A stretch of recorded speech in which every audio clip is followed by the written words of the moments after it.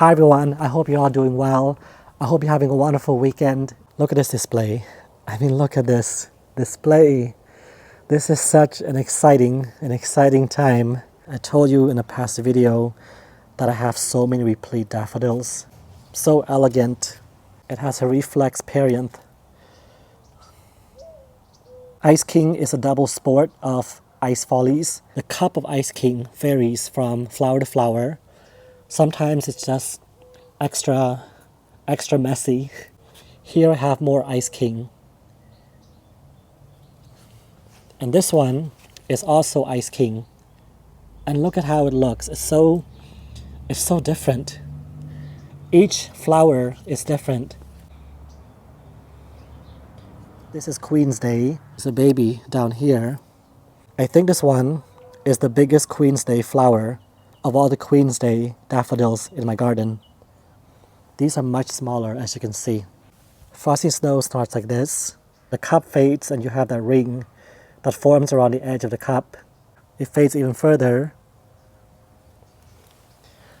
And then it fades to pure white, like this. Sometimes I don't feel like narrating. I really just want to show you the flowers and let the flowers speak for themselves.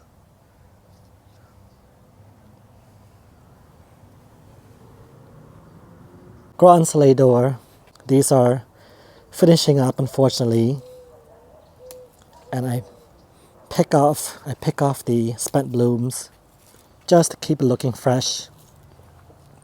But Grand Soleil, what a lovely and enchanting Tazetta daffodil, and also a beloved paper white type daffodil.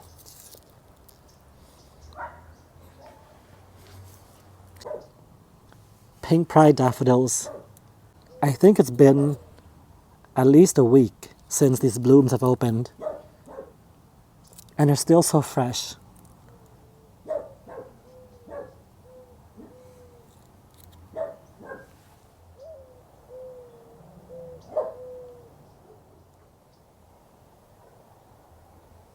I purchased a bag of Tazetta daffodils that are labeled geranium.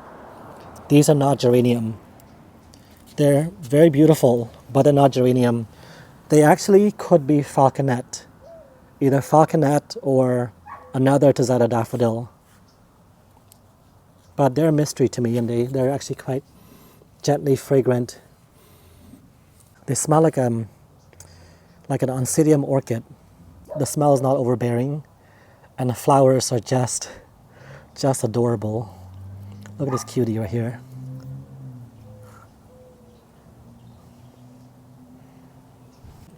Planting daffodil bulbs, planting bulbs in general, can be tedious, but the reward, look at the reward right here.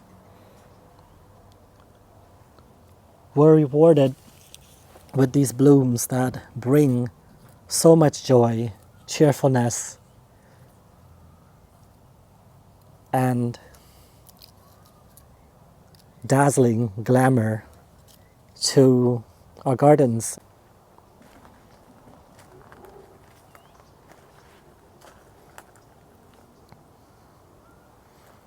And Kapiti Peach, Tazetta daffodils. These are finishing up. You have to really take time and enjoy every bloom. Sometimes they last a week, sometimes they last a few days, and so you have to catch them when they're at their freshest.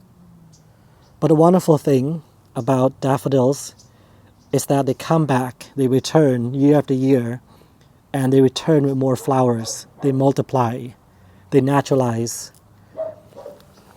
Luckily, these Kapiti Peach daffodils on this side are fresher. These started blooming later than the ones on the other side, so I can enjoy these for a few more days. Atlantic hyacinths, still going. These blooms are about to be spent. But these are still going right over here. I love them. These replete daffodils, they will open. This one will open tomorrow. This will open in 2 days. And I think that I'll be able to catch some simultaneous blooms. And in here I have some more Grand Soleil that are in bloom. Cornish Dawn, still in bloom back here.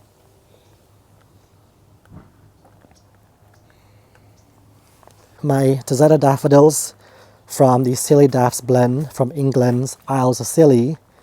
Several of them are still in bloom. Look at this. I mean, they're still in bloom. This is just great. Look, down here, still in bloom, still fresh. This area gets to about 70 degrees during the day. And so I'm very surprised that they've really held up in the full sun for all these days. These are getting sufficient sunlight to recharge their bulbs so that next year the bloom show will be even more glorious. These are Malena. These are a double flowering daffodil. They look like, I don't know how to describe them. It's kind of like a shuttlecock, like a badminton shuttlecock. Does that make sense? It looks like an umbrella in high wind. The perianth is so reflexed, so unusual, and so fun. This one might be a mislabeled daffodil. This is a split corona type daffodil. I don't know the exact cultivar name. It is so exciting because I have so many more daffodils that are yet to bloom. Crackford, Cornish Dawn, Crackford, Cornish Dawn, Crackford. Crackford is a Tazetta type daffodil, and Cornish Dawn is a jonquil type daffodil. I'm gonna have my first poppy bloom very soon. For me to video and capture and document my garden is also for my own reference because I want to see as well which daffodils bloom first. And it's always good to have a mixture of early season, mid-season, and late season daffodils so that you have a much longer period of blooms from your daffodils. There's so much to come from the island bed. I have here the Cathedral Bells Rose. This one is new to me this season. All of these are foxy foxgloves, and they are definitely growing, and I'm hoping that they'll bloom this season. We shall see. I also have breadseed poppies. This one is Lawrence Grape, Hungarian Blue, and Lawrence Grape. These are Dalmatian Peach Foxgloves. They will be in bloom very soon. These are Blushing Lady Daffodils.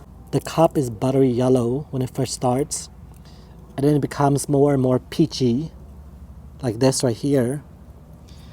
And this is the most matured. It looks a little more orangey, but it's more of a bronzy peach. So I have 3 other cultivars in this bed. I have Pipit, Smiling Twin, and Thalia.